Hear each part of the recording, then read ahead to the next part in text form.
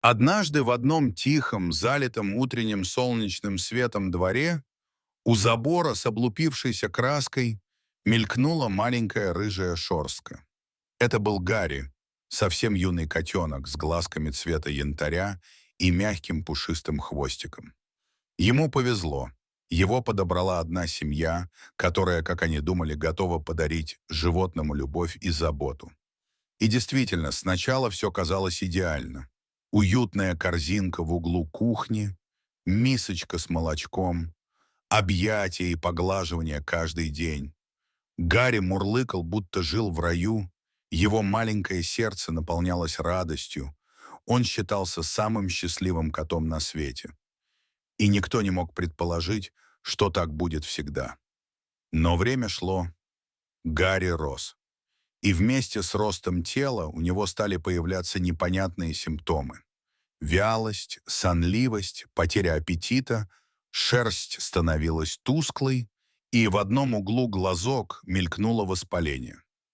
Ответственные хозяева не сопровождали котенка к ветеринару, хотя по мере взросления признаки ухудшения здоровья становились все более критичными. Молодые и занятые люди постоянно откладывали визит к доктору на завтра, на следующую неделю. И так год за годом. Никто не подумал о профилактике, анализах, вакцинации. Гарри жил лишь на остатках рациона.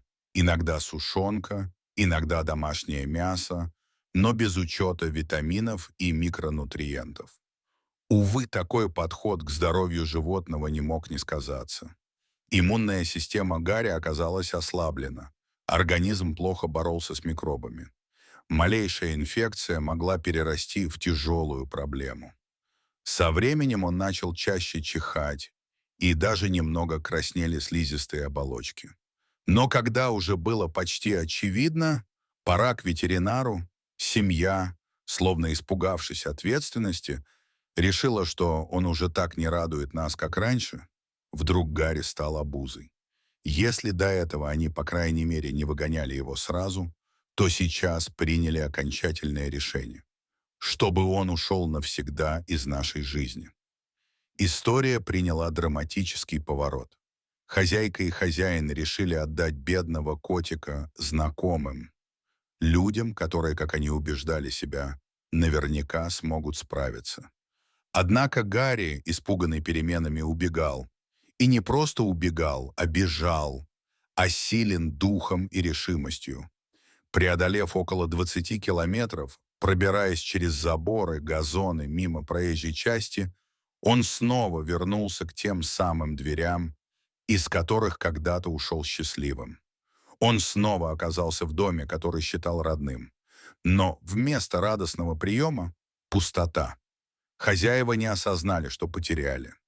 Они попросту не обрадовались его возвращению, а в душе их проснулась тень недовольства, раздражения, нежелания принять кота обратно. Вскоре они нашли идеальное решение проблемы — отвезти его в ближайший приют. Там сказали правду: место есть, но приют буквально переполнен.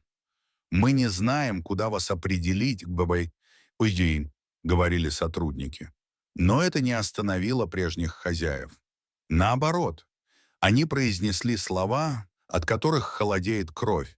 С ним можно поступать, как вздумается, даже принести в жертву. Работники расслышали. Допустим, это как пожелание, как разрешение. Наверное, это был тонкий намек на эвтаназию. После этих слов хозяева спокойно ушли.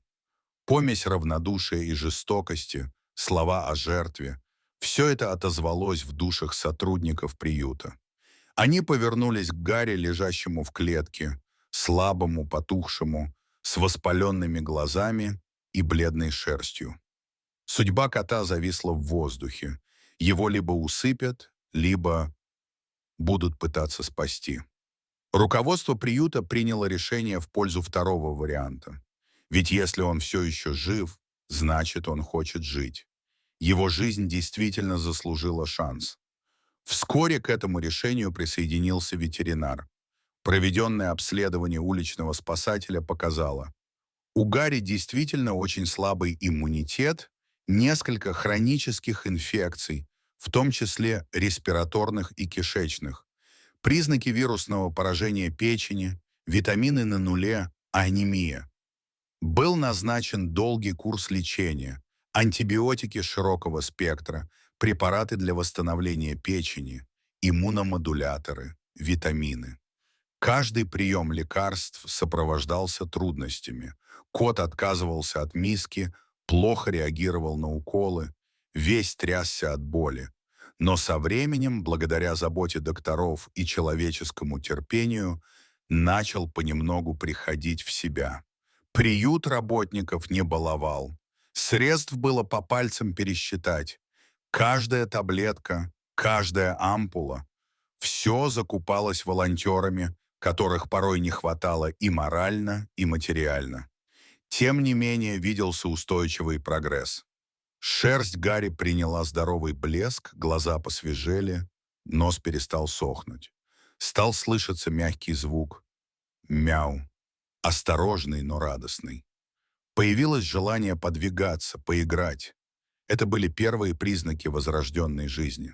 И вот, в какой-то майский день, когда уже зелень бордюров расцвела, а пчелы начали жужжать над клумбами, о чудесной истории Гарри узнали через соцсети. Чуть ли не взрыв в интернете. Фотографии больного кота перед и после лечения, короткий видеофрагмент, где он впервые после долгого времени берет корм из руки воспитателя. История, рассказанная с эмоциями и неподдельным состраданием. Брать тему в объектив и камеры приехать такая. Рыжий мальчик, умный и благодарный, достойный второй шанс. Так многие откликались, комментировали. На одной из таких страниц случайно оказалась женщина. Добрая и незнакомая раньше, но с большим сердцем. Она прочитала. Казалось, что ее что-то зацепило в этих кадрах. Заботливо теребленные уши Гарика. Котенок, налипший к человеку, смотрящий в глаза, в которых пылает искорка доверия. «Хочу помочь ему», — промелькнуло в ее сердце. И все решилось мгновенно. Она поехала. Это было путешествие почти на 100 километров, 1,5 часа дороги, через шоссе, городские пробки, сельские дорожки. Но каждая минута на вес золота. В сознании повторялось: нужно спасти его, дать дом, дать сердце, дать любовь. Приехала она на велосипеде. В прямом и переносном смысле оказалась свежим воздухом для приюта. Ее привело просто желание взять кота и подарить ему новый, любящий дом. Передача прошла торжественно. Сотрудники смотрели, певшие «Весть добро», наблюдали этот момент, когда слабый, когда-то покинутый, Гарри скромно заводит хвост и идет навстречу человеку, который будет дарить ему все остальное. Новая жизнь котика началась. Такое почти мультяшное проживание с мультпозитивом. Уютный диван, теплое мясо, витамины, ласка, ветеринар уже под рукой, колбаска, мышки-игрушки, как теточка, поглаживание, разговоры на ночь. Все, чего когда-то лишился Гарри. Теперь он стал котом счастья, доверия, семейства. Ему читают стихи, с ним играют дети. Иногда остается ночевать прямо у ног босоногой хозяйки.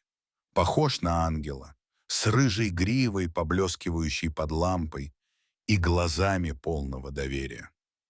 Время и ветеринарные осмотры закрепили успех. Анализы теперь в норме, шерсть густая и блестящая, легкая и теплая мяу, по утрам стала мелодией дома. А самое главное, Гарри вновь поверил в то, что жизнь может любить его. И он отвечает тем же самым. Если открыть свежее фото, он почти улыбается, торопится навстречу, как будто говорит «спасибо». Дорогие друзья, эта история, напоминание важно. Брать на себя ответственность за живое существо — это не на один день, не на один год, а на всю жизнь. Любовь и забота должны быть постоянными. Если вы влюбились в пушистого зверька, будьте рядом, когда больно. Если эта история тронула вас, пусть лайк, репост или подписка станут первым шагом к тому, чтобы еще больше животных получили шанс. Вместе мы можем стать голосом тех, кто не умеет просить. До новых трогательных историй. Подписывайтесь, ставьте палец вверх и берегите своих хвостатых друзей.